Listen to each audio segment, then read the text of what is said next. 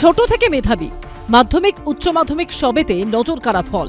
মাধ্যমিকের পর থেকেই সর্বভারতীয় জয়েন্টের প্রস্তুতি শুরু করেছিলেন পূর্ব বর্ধমানের ভাতারের বাসিন্দা কুন্তল চৌধুরী।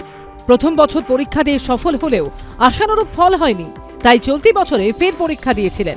এবার আর সাফল্য অধরা রইল না। সর্বভারতীয় জয়েন্টে পশ্চিমবঙ্গের মধ্যে প্রথম হয়েছেন তিনি।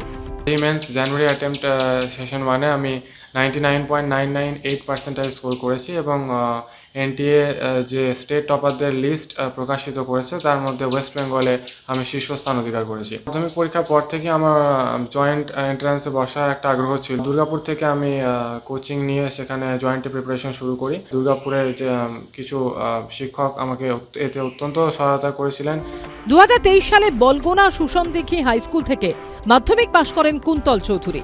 মাধ্যমিকে গোটা রাজ্যের মধ্যে দ্বাদশ হয়েছিলেন তিনি।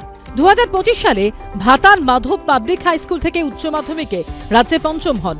মাধ্যমিক পরীক্ষার পর থেকে তার ইচ্ছে ছিল কম্পিউটার সায়েন্স নিয়ে পড়াশোনা করার। অষ্টম শ্রেণী থেকে জয়েন্টের প্রস্তুতি শুরু করে দিয়েছিলেন তিনি। প্রথমবার জয়েন্টের আশা অনুযায়ী ফল না হওয়ায় পড়াশোনার পদ্ধতিতে পরিবর্তন এনেছিলেন। কোচিং সেন্টারে যাওয়ার বদলে অনলাইন কোচিং ও সেলফ স্টাডির উপরে বেশি জোর ছিল। কুন্তল চৌধুরীর বাবা সঞ্জীব চৌধুরী ও মা বাসন্তী চৌধুরী দুজনেই শিক্ষক। মা বাবাকেই জীবনের অনুপ্রেরণা বলে মনে করেন কৃতি ছাত্র।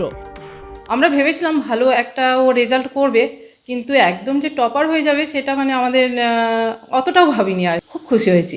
পড়াশোনার পাশাপাশি ক্রিকেট খেলতে ও ডিটেকটিভ গল্পের বই পড়তে ভালোবাসেন কুন্তল চৌধুরী।